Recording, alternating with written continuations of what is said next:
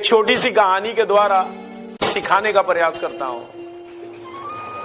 वैसे तो अपना देश किसानों का देश है। इसी तरह से एक गांव में एक किसान था। किसान ही नहीं था, बहुत मेहनती किसान था। बड़ी मेहनत से अपने खेत में फसल लगाया, लेकिन होता क्या था उसके साथ कि कभी अत्यधिक आंधी आने के चलते उसका फसल खराब हो जाता था, कभी ज्यादा बारिश होने से यानी बाढ़ आने से उसका फसल खराब हो जाता था। इसी तरह से उस किसान का फसल खराब हो गया। फिर उसने आसमान की तरफ देखा और देख करके ईश्वर से कहा कि सब लोग कहते हैं कि तुम्हें सब पता है और सब लोग कहते हैं कि हर चीज तुम्हारे कंट्रोल में है। तब तक ऊपर से एक आवाज आया और उस आवाज में बोला गया कि मैं तुम्हें सारी शक्तियां दे रहा हूं, तुम जैसा चाहोगे वैसा ही होगा। किसान तो बड़ा खुश हो गया, अब उसकी शक्ति भी मिल गई। अब वो जब चाहता था तब बारिश होता था। बताओ कि किसान को टाइम पे बारिश अगर मिल जाए तो पैदावार तो अच्छा होगा ही होगा।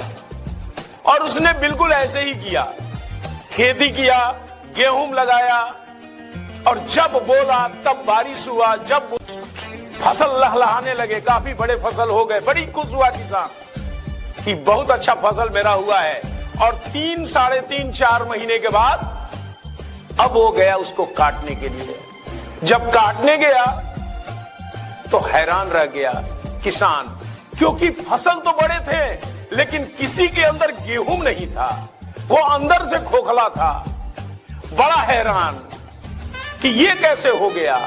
फिर उसने ईश्वर से कहा कि ये कैसे हो गया, इतना अच्छा हमने खेती किया, तुम्हारे कहने के चलते या तुम्हारे वजह से मेरे फसल में गेहूं नहीं आया, तुम ही इसके कारण हो। तो ऊपर से आवाज आया कि मैं इसका कारण नहीं हूं, क्योंकि तुम्हारी गलती है, तुमने अपने फसल को संघर्ष करने ही नहीं दिया। धूप में जलना, आंधियों से लड़ना, ये फसल का संघर्ष है। और जब हम संघर्ष करते हैं तब जाकर के उसमें हमें अनाज मिलता है। उसी तरह हमारा जीवन है। अगर जिस बच्चे ने संघर्ष नहीं किया, जिसने लाइफ में स्ट्रगल नहीं किया, उसके अंदर उस तरह का अनाज कहां से आएगा? नहीं आएगा। इसलिए संघर्ष करना बड़ी जरूरी है।